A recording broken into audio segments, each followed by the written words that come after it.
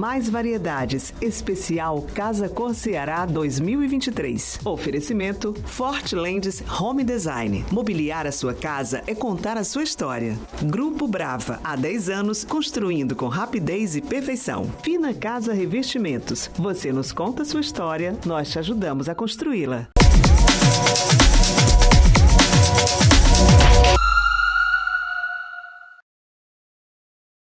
Olá, você do YouTube, do GC+, Grupo Cidade de Comunicação, que está assistindo a gente. Gente, para mim, hoje é a entrevista principal desse nosso projeto aqui dentro do GC+, do YouTube, gente, recebendo o Padre Wanderlúcio.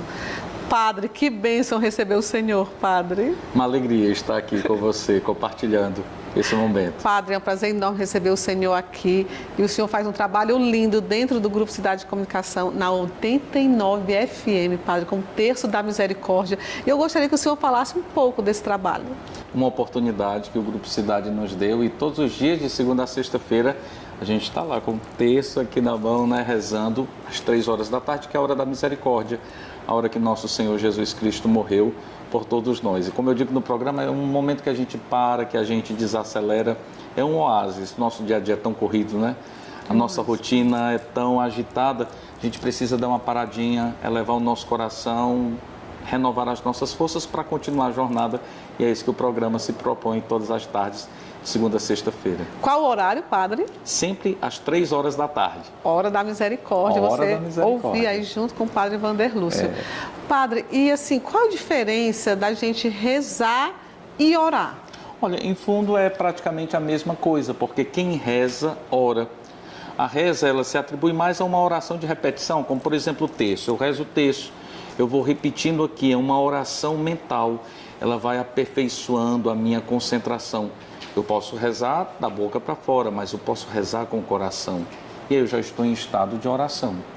Ah, Padre, obrigado. Padre, assim, a gente vai entrar agora num assunto um pouco polêmico, digamos isso, que são os padres artistas. Tem o Padre Reginaldo Manzotti, tem o Marcelo Rossi, tem o Fábio de Mello. Onde é que o padre ele tem de ter cuidado com esse papel do artista?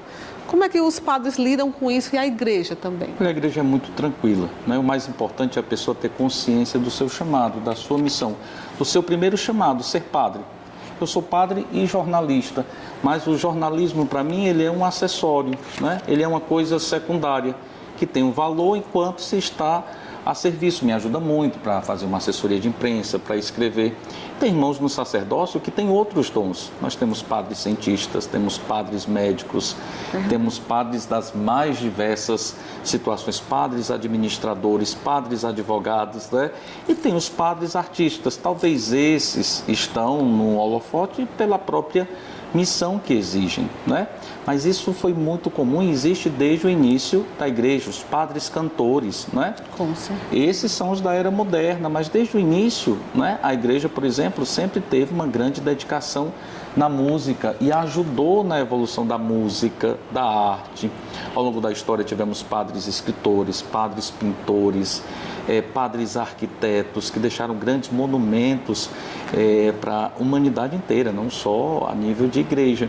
Então a gente reconhece como um dom. O mais importante é cada um ter consciência da sua missão, para não se deixar levar, porque isso é o secundário, né? Verdade. É um meio, né? E uma oportunidade de aproximar, né? Padre Reginaldo Manzotti, quantas pessoas, quantas milhões de pessoas ele alcança durante o dia? Eu, desde seminarista, a gente faz muita missão e nós vamos, assim, na região sertão aos grandes centros urbanos. E 10 horas da manhã a gente sempre escuta as pessoas ali sintonizadas, né? Padre Fábio de Mello, que tem aquela poesia, tem aquela linguagem que consegue cativar corações. Tem um público que só ele consegue alcançar, né? Ele está semeando. E nosso Senhor diz, quem não está contra nós está ao nosso favor. Então são nossos irmãos e estão no serviço da vinha, cada um com o talento que Deus deu. Com certeza, Padre. E também tem as redes sociais, né? Que a Igreja Católica está realmente muito focada em rede social. Como é esse posicionamento de vocês, Padre, em relação a trabalhar a rede social e nessa catequização? A gente vê os meios de comunicação e o progresso da técnica como um dom. Se a gente for olhar para a Bíblia, tem as cartas de São Paulo, né? As cartas, elas eram os meios mais modernos na época de evangelização. Os correios romanos eram a melhor forma de comunicação da época. E São Paulo, intuindo isso, já usou do sistema dos correios romanos, podemos dizer assim, para formar comunidades. Então, São Paulo ia, por exemplo, lá passava 2, 3 meses em uma comunidade. Depois ele ia para outra e se mantinha em contato com aquela através de cartas, sem a presença dele, já de uma forma virtual naquele tempo. Então, não é coisa nova. A igreja está lançando mão das redes sociais, esse dom do progresso humano, né? Para que a palavra de Deus possa chegar mais além. Então, padre, assim, a gente tem de estudar realmente história e entender esse papel da Igreja Católica no nosso tempo, não é isso? A igreja, ela... Para mim, a grande referência do comunicador, por exemplo, é Jesus. Jesus evangelizava e comunicava das formas antigas, né? Das formas... Ele já tinha seguidor, padre. Já tinha muitos seguidores. Por exemplo, Jesus ele ia para a sinagoga e ensinava no templo. Isso qualquer homem poderia fazer depois dos 30 anos. E no sábado, abrir a Torá, ler as Escrituras e explicá-las. Mas Jesus também foi além. Quando se reuniu uma multidão em torno dele, ele subia na proa de um barco e começava a ensinar, porque a voz se distribuía melhor. Ele já prestava atenção ao vento. Claro, ao era vento. Padre. Jesus se comunicava de acordo com o seu público. Então, Jesus usava as parábolas, uma linguagem popular comum. Então, para os agricultores, ele se referia com a linguagem do campo, se referia a termos que eram conhecidos, para que, assim, aquela comunicação pudesse gerar uma conexão, e dessa conexão, a comunhão. Então, não é coisa nova se apropriar, é uma coisa antiga e nova, podemos dizer assim, se apropriar desses meios para levar a mensagem. E aí foi com Paulo, e aí foi depois com toda a história da igreja, com a história da arte, com os grandes monumentos edificados. E a gente pensa, padre, tem jovem aí assistindo a gente que pensa que é super moderno. Eu tenho um seguidor. Padre, é verdade que Jesus Cristo andava com 5.000 pessoas? É verdade, padre? Olha, uma vez... Presencial, viu, meu amor? Você aí anda com 5.000 pessoas? Jesus já era avançado. E você pensando que é moderno. Diz os evangelhos que a sua fama se espalhava por toda a região. E quando Jesus chegava, aquele burburinho ia aumentando. Isso fala o evangelho que tinham cidades inteiras, né? Aldeias inteiras que iam para o anúncio. Na multiplicação dos pães, registra o evangelho que eram 5.000 pessoas, pelo menos, sem contar as crianças. O evangelista faz essa referência, né? Uma multidão que foi justamente transmitindo. Como foi que esse anúncio chegou até hoje? Através da transmissão, da comunicação, né? Primeiramente a transmissão oral, da fala, contar para os outros o que tinha visto e ouvido, depois a tradição escrita, e aí a igreja deu uma grande contribuição para a humanidade inteira. Com certeza, padre. E como é que o senhor vê, padre, essa proliferação de igrejas, né? de doutrinas? Como é que o senhor enxerga? É um movimento, né, dos tempos atuais. Eu leio que isso revela a grande sede que as pessoas têm de Deus. Porque todos nós temos uma sede, uma necessidade do transcendental. A gente viu que por mais que tenhamos o aparato material, que atinjamos progressos, nunca é o suficiente. Porque existe uma dimensão em nós espiritual. Tem a dimensão corporal, a dimensão psíquica e a dimensão espiritual. Aprendemos a cuidar muito bem da dimensão corporal, né? Abrimos a consciência para a dimensão psíquica e a importância de cuidar também disso, né? Da mente, da higiene mental.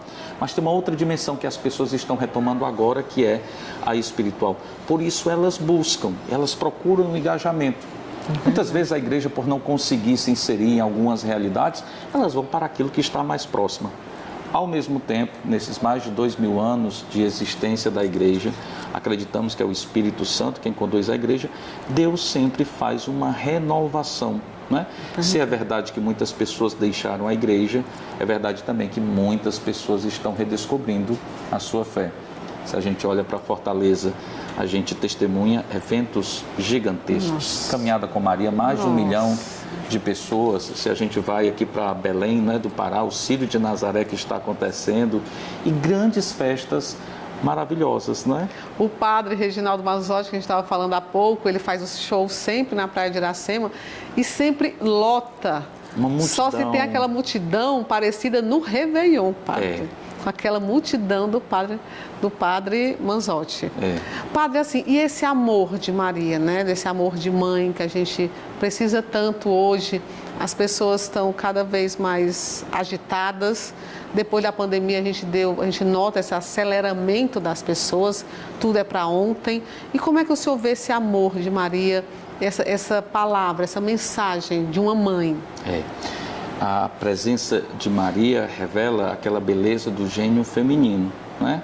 Que complementa a dimensão humana e que é necessária. Um mundo sem a presença feminina seria um mundo sem vida, nem existiria. Então a presença materna traz a beleza da feminilidade, traz a beleza da ternura que o Papa Francisco fala tanto, não é? E a fé cristã, por mais que se digam tantas coisas, até atribuindo, às vezes, chamando a igreja de misógina, ou então pessoas clamando para que as mulheres se tornem padres. Mas olha, para a mulher ter valor, ela tem que fazer o que o homem faz? Não é assim, não é? Então, na verdade, querem impor algumas coisas que, na verdade, tiram a beleza e a importância que a mulher sempre teve. O Evangelho diz que algumas mulheres já seguiam Jesus naquele tempo. A primeira pessoa que Jesus apareceu ressuscitado foi a uma mulher, Maria Madalena. Quem ficou aos pés de Jesus na cruz foi uma mulher. Na descida do Espírito Santo, quem estava lá com os apóstolos, liderando aquele grupo pela oração e pela maternidade, era uma mulher. E desde o princípio a gente tem história de mulheres santas e doutoras que conduziram comunidades inteiras e sempre tiveram um papel de destaque na fé e na construção da história e da civilização cristã. Então a presença de Maria, ela inspira essa dimensão materna, essa dimensão terna. E se o próprio Deus quis que na história da salvação o seu filho nascesse de uma mulher, tivesse uma mãe, quem somos nós para dizer o contrário, para não querer essa realidade, não é? Com certeza, padre. E o importante, o bom da vida é ser diferente, não é? É verdade. E cada homem e a mulher tem papéis totalmente diferentes e isso é que é bom para a nossa comunidade, a nossa sociedade. Padre, em relação ao Papa Francisco, ele toca em assuntos muito polêmicos, mas de um modo, e ele é muito democrático, recebe a todos, recebeu agora recentemente o cantor Caetano Veloso, no Vaticano, e ele é muito sensível, ele trata de polêmicas, mas com aquela suavidade, padre. Sim. Não é fala de intolerância, de ser misógino, como o senhor falou, mas de um modo terno. Sim. Não é? O senhor vê o Papa Francisco nessa importância dessa conjuntura global que nós estamos, padre? Olha, Deus nos deu a graça de, nos últimos tempos, esses que nós vivemos, de termos papas, né, os representantes de Cristo. Nós acreditamos muito conectados com o seu tempo, né? Começamos com Paulo VI, no São João 23, que abriu o concílio para colocar a igreja em consonância com a atualidade, depois Paulo VI, depois São João Paulo II, um papa que viveu os horrores da guerra, um papa que era artista, um papa que sabia criar conexão com as pessoas. Foi ele que criou aquele gesto de, ao chegar numa nação, se debruçar e beijar aquele chão, né? Pito XVI, tão pouco entendido, um dos maiores teólogos do nosso século. Eu lhe pergunto, qual a autoridade, qual a personalidade política renunciaria ao poder? Pelo bem maior. Pelo bem maior, porque ele disse que não tinha mais forças. Quem abriria mão em tempos que cada um querem reter mais, querem acolher mais, querem acumular coisas que nem vão fazer usufruto? Bento XVI dá um grande sinal de humildade, vai se retirar para viver no escondimento, numa cela, né? no claustro, né? Então deu também a sua contribuição. E coroando o Papa Francisco, né? Que se conecta diretamente ao nosso coração, que realmente trata de temas espinhosos, que traz para a luz, nos inspirando e nos motivando, porque a igreja não está apartada do mundo. Tem uma carta de Ogneto, que é uma cartinha lá do começo dos primeiros cristãos, e essa carta dizia quem eram os cristãos, e uma definição muito bonita é que dizia, os cristãos são... Como é o nome da carta, padre? Carta a Diogneto. Diogneto era uma pessoa e alguém, essa carta é anônima, escreveu a Diogneto, dizendo, afinal de contas, quem são esses cristãos? E diziam, em nada eles se diferenciam dos demais, mas eles agem diferente. Eles são como a alma no corpo. E o que é alma no corpo? Aquilo que dá a vida. É como o fermento na massa, é como a luz no mundo. Então, o Papa Francisco vem nos inspirar também a assumir a nossa missão. Nossa, e qual é a nossa missão? A nossa missão é ser luz no mundo. Eu quero saber, gente, qual é a nossa missão, padre. A nossa missão é trazer esperança. Nosso propósito nesse mundo. Trazer esperança, trazer alegria, apontar para as pessoas que existe uma realidade para além dos horizontes humanos. A gente não pode viver achando que tudo se encerra nisso. Já pensou se a nossa vida fosse só essa loucura da nossa rotina? Se não tivesse algo a mais, né?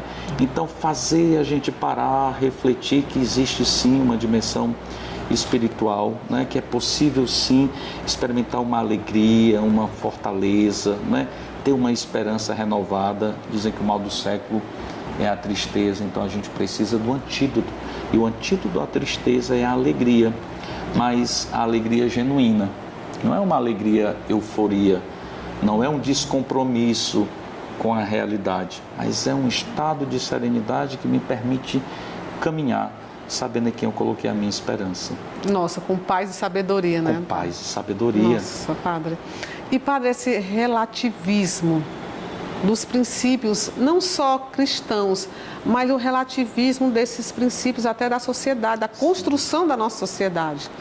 Hoje as pessoas falam em tolerância, mas a gente vê a intolerância está bem maior. É verdade. Esse não respeito ao outro, esse não respeito da pessoa, deixar a pessoa ser o que ela deseja ser. Esse relativismo, como é que a igreja está enxergando? Relativismo, né? Relativismo de princípios básicos, porque a vida, por exemplo, a vida ela é um valor, né? Para quem crê e até para quem não crê, mas hoje se relativiza a vida, se dizendo quem deve viver ou quem deve nascer. Nós estamos, Roberto, em pleno século XXI, assistindo uma guerra ao vivo, vendo pessoas correndo no deserto e sendo alvejadas como se fosse num jogo, bebês assassinados de forma horrenda. Que princípio totalmente perdido, né? Nesse mundo que a gente vive. E é nesse mundo que a gente tem que manter a sanidade, trazer um pouco de esperança, né? Trazer um pouco de paz, um pouco de luz, porque o mundo está errando, não é? É cego guiando o cego. A palavra de Deus diz que a raiz de todos os males é o mamon, o dinheiro, né? A ganância, né? Então, se a gente aprende o desprendimento, se a gente aprende o despojamento, se a gente aprende a viver uma vida mais simples, e todos podemos viver uma vida mais simples a partir do status social que cada um tem. E muitas personalidades podem nos inspirar. Madre Teresa de Calcutá, São Francisco de Assis. Tem uma história de Madre Teresa, vou te contar. Ai, adoro. Pode contar, padre, a gente quer aprender, eu estou aqui para aprender. Nós estamos aqui, né, para aprender com o padre. Repórteres de todo mundo sempre acompanhavam o dia a dia de Madre Teresa, né, nas ruas de Calcutá, na Índia. O cuidado dela era cuidar dos indigentes. E a maioria deles nem eram católicos, longe disso, eram hinduístas, shintoístas, pessoas de outras religiões. E o que ela fazia, muitos daqueles, era simplesmente dar uma morte digna, acolher, para morrer como anjos, né? E um dia uma repórter acompanhou Madre Teresa lá naquelas ruas de Calcutá e ao final disse para Madre Teresa, olha, eu sinto muito lhe dizer, mas esse serviço que a senhora faz eu não faria nem por $1 milhão. Madre Teresa olhou para ela e disse, nem eu. Não era por dinheiro, tinha um outro valor, tinha uma outra riqueza que determinava a vida. Quando a gente descobre, por exemplo, que a simplicidade é o maior requinte, a maior sofisticação, a gente vai aprendendo também a ter uma vida mais leve e vai aprendendo a dar valor a cada coisa. Eu não vou relativizando o valor do outro. Toda pessoa é digna. Isso para a nossa vida pessoal, Roberta. Muitas vezes a gente convive com as pessoas... Padre, vamos aconselhar a gente, que a gente precisa muito de conselho, padre, muito. Enxergar no outro, por exemplo, o dom que ele é, independente do que ele faz. Às vezes a gente se relaciona com as pessoas sempre esperando algo em troca. Um sorriso, uma confirmação, um tapinha nas costas. Quando a gente se desprende disso e faz o que precisa fazer, porque essa é a nossa missão, e o outro é digno do meu bom serviço, do meu bom trabalho, de uma presença inteira minha, aí as coisas elas começam a mudar. E é assim que a gente vai quebrando o relativismo, porque as coisas vão tomando o lugar que elas têm e existe uma hierarquia, Roberta, de valores. Na natureza existe uma hierarquia. Na nossa vida também precisa então, ter. Nós vivemos num planeta que ele tem uma hierarquia de funcionamento. Existe um funcionamento que horas tal o sol nasce, hora tal o sol se põe, hora tal a lua, agora é a época da maçã, agora é a época do caju, agora é a época da... Então, tudo tem uma regra. Tem uma regra, tem uma ordem. Tem ordem. Por que nós não vamos ter ordem? Se a gente faz parte de um todo. É verdade. Aí se a gente desordena, isso vai ter implicação, porque a nossa vida, o Papa Francisco diz, está tudo conectado. Então, se a gente entra numa desordem, o outro vai sofrer. Né? A gente sempre fala, né? A gente diz que a desordem, ela sempre vai causar uma dor em Deus, uma dor no próximo, uma dor em nós mesmos. Né? Os mais prejudicados, às vezes, somos nós. Com certeza. E falando de desordem, de relativismo, a gente tem de falar o óbvio. É um absurdo.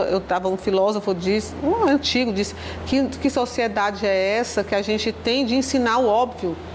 É um absurdo. E o senhor falou uma coisa muito, muito profunda, que é que a gente... Ai, padre, me perdi um pouco. Não, pode. Me perdi um pouco, é muita coisa que o padre falou. Um princípio que é você ser firme, mas ser firme não quer dizer que você é grosseiro. Então, o senhor fala da firmeza, de você ter de fazer o que tem de ser feito. Tem coisas que a gente tem de fazer, ser firme, e não precisa a gente ser grosseiro. Firme apenas, né, padre? Nesse mundo tão caótico e que a gente está vendo aí a guerra de Israel. Hoje é dia 11 de outubro de 2023, a gente está vendo essa guerra em Israel, uma coisa absurda. Como o senhor relatou, crianças, mulheres são os principais alvos. E assim, padre, é o fim do mundo?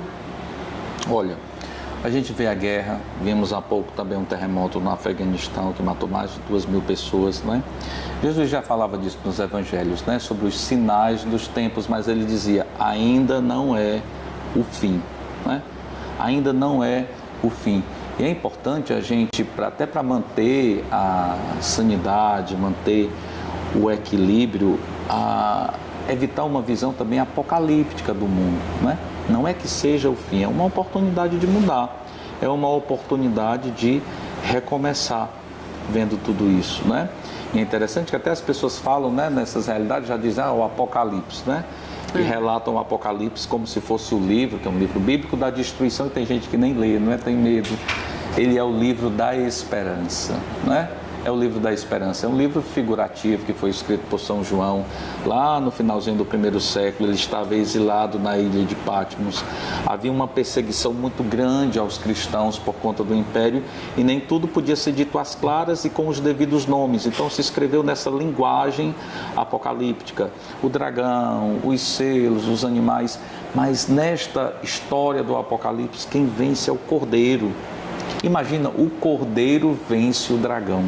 O Cordeiro imolado é a força da simplicidade, é o Davi que vence Golias. Para a gente vencer, gente, não precisa de grandes coisas, precisa a gente centrar, precisa a gente redescobrir o poder da simplicidade, o poder da humildade. Nossa Senhora, a Virgem Maria disse, o poderoso fez em mim grandes coisas, porque ele olhou para a humildade da sua serva.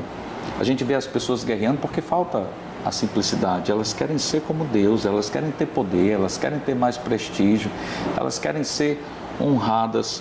A humildade nos coloca para lavar os pés uns dos outros, para reconhecer no outro um irmão e não um inimigo, alguém que é digno do meu amor, né?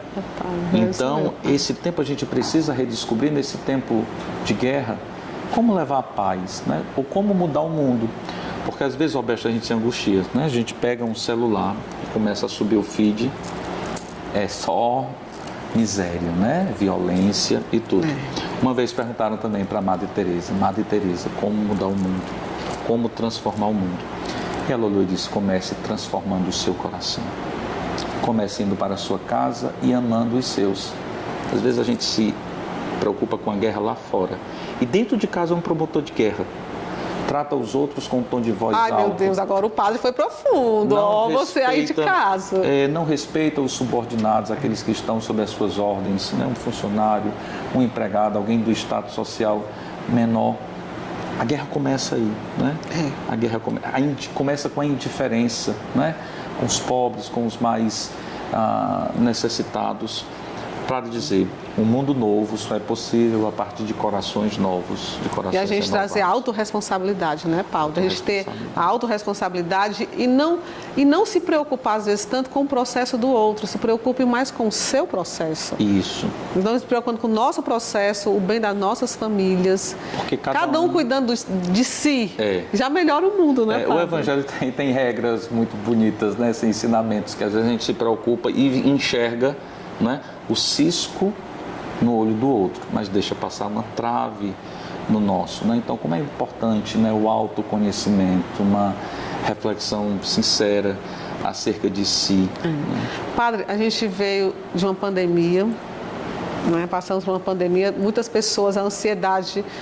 Eu estava conversando com um amigo meu, médico, ele disse que no consultório dele, 30 anos de profissão, nunca viu tantas pessoas precisando de remédio controlado. Ele realmente está assustado com esse número de pessoas com ansiedade, com depressão, pessoas jovens, pessoas de mais idade, indiscriminadamente. Sim.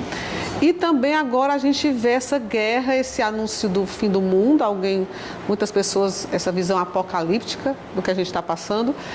E a senhora acha, dentro desse quadro, que muitos religiosos estão se aproveitando de seus cordeiros, de seus seguidores? Existe esse risco, né? E a gente precisa estar atento, né? O Evangelho, a Palavra de Deus também nos alertou para os maus pastores. E uma regra para saber se algo vem de Deus ou não, o critério de discernimento é saber se aquilo traz paz. Então, aquela mensagem, aquilo trouxe uma paz interior, como a gente diz, calor no coração. Ah, não, me deixou aflito, me deixou preocupado, me deixou angustiado. Então, isso não vem de Deus, né? Então, esse ensinamento não vem de Deus, né? Pregar uma aproximação de Deus, por exemplo, por medo do inferno, ou então que está o fim, e em cima disso se aproveitar, né, não vai contribuir em nada. Então é interessante até para a gente ir colocando, tem os filtros, né, nas nossas, a gente filtrando aquilo que recebe, aquele tipo de informação. Tempos em tempos eu faço uma varredura, né, daquilo que eu sigo, mas essa mensagem aqui vai me acrescentar em quê? Eu me preocupar com essa realidade aqui, eu vou conseguir resolver? Então não vou. Eu preciso me preocupar com aquilo que está dentro do que eu realmente devo fazer. Aquilo que eu não posso resolver, resolvido está. Foi uma bênção conversar com o senhor. Nossa, espero que você em casa tenha aprendido muito. Eu aprendi muito com os ensinamentos do Padre Wander Lúcio. E essa mensagem final, Padre, e abençoar, né? Abençoar a gente aqui, que está na Casa Cor Ceará, abençoar você aí que está em casa e o Grupo Cidade de Comunicação também, Padre. Claro, claro. Eu tenho falado muito nesse tempo sobre a esperança, né? A esperança e a alegria. Nós precisamos. Um mundo sem esperança é um mundo que jaz, é um mundo que morre, não é? É um mundo que fenece. A esperança, ela sustenta a alegria, né? E nos dá aquela força de continuar a nossa jornada, né? Agradeço a você, Roberto, ao Grupo Cidade, a toda a equipe aqui que nos acolheu tão bem. E nós somos chamados a ser... É interessante quando Jesus diz, né, que nós somos como o fermento da massa. O fermento não precisa de muito fermento, né? Para fazer o seu efeito, né? A luz, a menor luz, ela já expulsa a escuridão. Então nós somos essa luz do mundo, somos esse sinal de esperança. Então vamos assumir a nossa missão, assumir com alegria e fazer a diferença nesse mundo, sabendo que Deus nos conduz e é a Ele que nós vamos pedir essa bênção, né, sobre você, sobre a sua família, sobre os seus projetos e as suas intenções. Obrigada, sobre Padre. Também o seu programa, Roberta, sobre a sua missão, né? Olha quantas pessoas você conseguiu atingir através desse dom que Deus lhe deu. Gratidão. Pode continuar, Padre. Eu adoro a bênção, adoro a bênção. Pode continuar abençoando a gente, Padre. O Senhor esteja convosco. Ele está no meio de nós. Pela intercessão da Sempre Virgem Maria, o bom Deus possa visitar todos aqueles que nos acompanham, especialmente aqueles que passam por situações difíceis, por tempos de provação, por algum tipo de enfermidade física, espiritual ou psicológica. Receba agora o abraço de Deus, receba a presença de Deus que traz paz e alegria. Abençoe-vos o Deus Todo-Poderoso, Pai, Filho e Espírito Santo. Amém. Amém. Amém, Padre. Paz e sabedoria para todos nós. Gratidão a você que acompanhou a gente aqui no GC+, no YouTube. Gratidão, gratidão.